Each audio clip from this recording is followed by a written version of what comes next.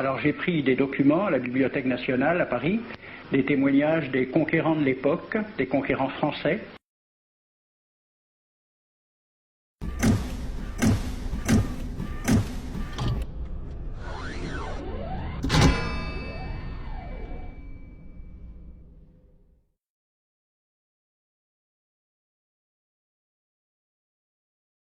Bugeaud, c'est un homme à la romaine. C'est-à-dire que lui aussi, il va avoir des terres, il va cultiver. Vous savez, l'Algérie, avant la France, c'est un cloaque. L'Algérie, c'est sous des siècles de colonisation ottomane, c'est la misère, c'est les maladies. Ils meurent tous à 6 mois, à 2 ans. Cette terre, qu'on avait présentée comme sauvage et inhabitée, est couverte de jolies maisons de campagne entourées de jardins. Toutes sont bâties sur des hauteurs dont les mouvements onduleux contrastent tout à fait avec l'aridité des côtes de Provence. La végétation y est superbe, et partout des sources et des courants d'eau fécondent la terre. Les fruits y sont en abondance, un grand nombre d'aqueducs amènent les eaux jusqu'à la capitale. Et le maréchal Bugeaud lui-même. J'ai reconnu que l'Algérie produit beaucoup de grains, une immense quantité de bétail. L'immensité des terrains ensemencés atteste l'existence d'une population beaucoup plus nombreuse qu'on ne le pensait. Le commandant Claude-Antoine Roset, dans Voyage dans la régence d'Alger en 1833. Presque tous les hommes savent lire et compter. En France, on compte à l'époque 40% d'analphabètes. Ainsi, les soldats qui débarquent sont en général moins instruits que les sauvages qu'ils viennent civiliser. C'est la France qui va cultiver ce pays, qui va développer ce pays.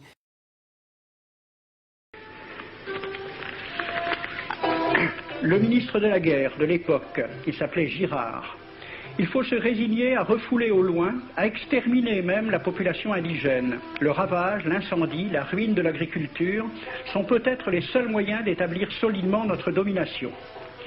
Savary, duc de Rovigo, apportez des têtes, bouchez les conduites d'eau avec la tête du premier bédouin que vous rencontrerez, au nom bien sûr de la civilisation. Christian, dans l'Afrique française, un détachement de l'armée parti d'Alger surprend la tribu désarmée des Olifia et massacre sur le champ tous les hommes, femmes, enfants, sans distinction. On parlera de 12 000 morts. Les troupeaux raflés aux Olifia seront vendus au consul du Danemark. Quant au reste du butin, il fut exposé au marché de Babazoun. On y voyait des bracelets de femmes, encore attachés à des poignets coupés, et des boucles d'oreilles pendant à des lambeaux de chair, au nom de la civilisation. Le colonel François de Montagnac. Selon moi, toutes les populations qui n'acceptent pas nos conditions doivent être rasées. Tout doit être pris, saccagé, sans distinction d'âge et de sexe. L'herbe ne doit plus pousser là où l'armée française a mis le pied. Saint-Arnaud, il était commandant et c'était aussi un mari très attentionné. Il écrit à sa femme: « Chère Louise, je suis bivouaqué par une chaleur de 40 degrés au milieu de 20 villages superbes qui ne se sont jamais bien soumis. Je leur ai donné jusqu'à ce soir pour payer les impôts et les amendes que je leur inflige.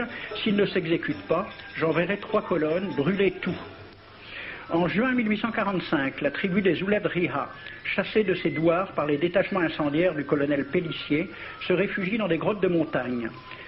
Ordre du maréchal Bugeaud. Si ces gredins se retirent dans leurs cavernes, imitez Cavaignac aux Béha, fumez-les à outrance comme des renards. Voici le récit d'un témoin, français bien sûr.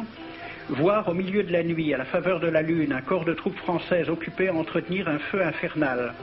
Entendre les sourds gémissements des hommes, des femmes, des enfants et des animaux, le craquement des rochers calcinés s'écroulant.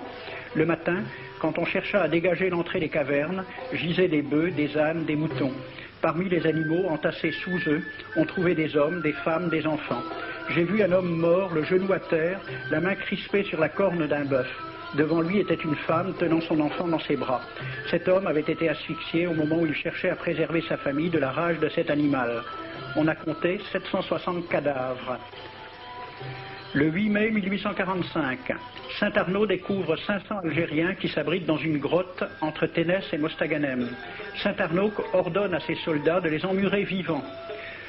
Il écrit: « Je fais boucher hermétiquement toutes les issues et je fais un vaste cimetière.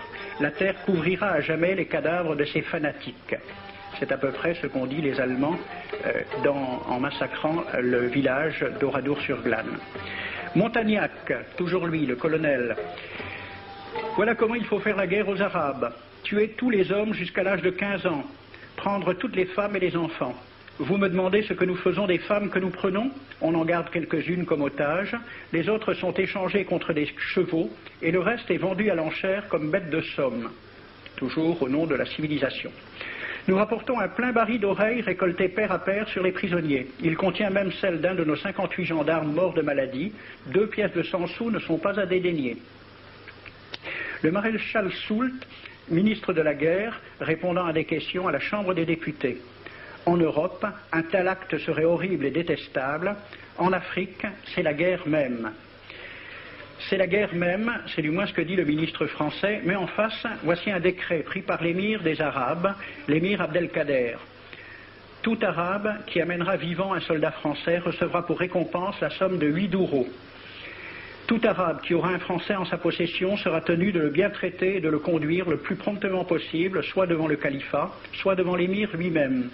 Dans le cas où le prisonnier aurait à se plaindre de mauvais traitements, l'Arabe n'aura droit à aucune récompense. À la lecture de ce décret, question d'un soldat algérien, quelle récompense pour un prisonnier vivant? L'émir répond 8 douros. Et pour une tête coupée, l'émir répond 25 coups de bâton sur la plante des pieds. De quel côté était la civilisation? Et aujourd'hui, ils vivent du pétrole que la France a découvert, ils vivent de tout ce qu'a laissé la France. Ces contrées sont des terres vacantes, abandonnées aux mauvaises herbes par la paresse et l'indolence des morts. Les femmes du pays sont livrées par la paresse des Arabes, qui passent toute leur vie à fumer, à la turpitude de mœurs extrêmement relâchées. Elles n'ont pas de religion. Beaucoup doutent qu'elles aient une âme immortelle et croient qu'elles ne sont faites que pour la reproduction. Le climat aidant, les femmes sont nécessairement disposées au plaisir. Alors, allez-y, des terres vacantes et des femmes consentantes qui n'attendent que les soldats français.